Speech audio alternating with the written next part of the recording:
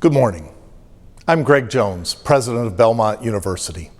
As I stand here in Gabhart Chapel on my first day in this new role, I find myself experiencing a range of feelings. I feel thankful. Thankful to God for leading me to this opportunity, to my wife, Susan, and the rest of my family for their love and support, to the Belmont Board of Trustees for believing that I'm the right person for the job, and to all of you, students, faculty, staff, and others who've been so warm and welcoming since my appointment. I feel honored to take the helm of such an accomplished and prestigious institution.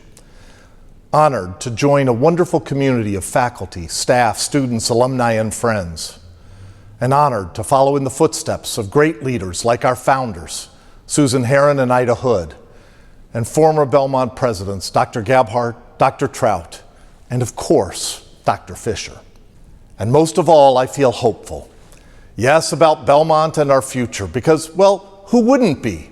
You look around at the people and what's been built and established, and you just know the future is bright for this university. Maybe the better term for that type of hope is optimism. But optimism, we must remember, is rooted in an oversimplified sense of who we are as people. As a person of faith, though, the hope I'm feeling is rooted in who God is. The Christian virtue of hope combines and holds in tension a pessimist, clear-eyed assessment of our broken world with an optimist desire for a bright future. Our hope is rooted in Easter, the belief that humanity's no on Good Friday was overcome by God's definitive yes on Resurrection Sunday. What could be more hopeful than that? You may be saying to yourself, Greg, what world are you living in? Did we live in the same universe over the past year and a half? To be sure, any kind of optimism or hope's been in short supply in recent months. Americans have been struggling with what I've often referred to as multiple pandemics. COVID-19, racial injustice, mental health struggles, economic uncertainties, political polarization. Not all of these are new, but their confluence over the past year has intensified their impact, leaving many to struggle with loneliness, anxiety, bitterness, anger, even despair. I've felt these things. My family and friends have felt these things. I know you have too. Yet with Christ as our center, I believe Belmont University is well positioned to provide hope in these difficult times. In fact, with our faith as our animating purpose, we can let hope abound in all we say and do.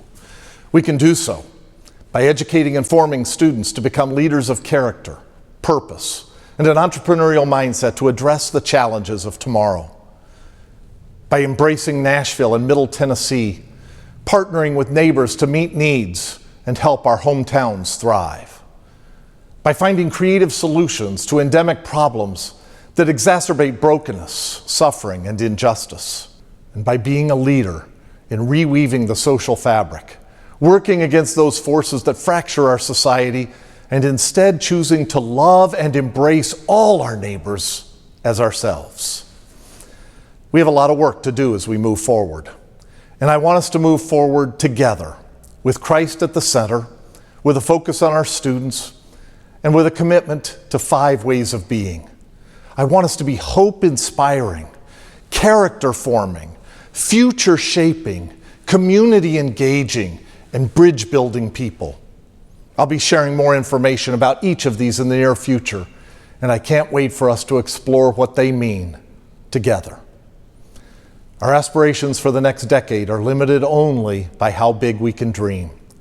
Ephesians 3 reminds us that God is able to accomplish abundantly far more than all we can ask or even imagine. So dream big. So big, in fact, that those dreams can only be achieved if God is at work among us. As I close, let me again express my gratitude to be the president of Belmont. And from this day forward, may we work collaboratively together to honor God and one another in our efforts. And let hope abound in all we say and do.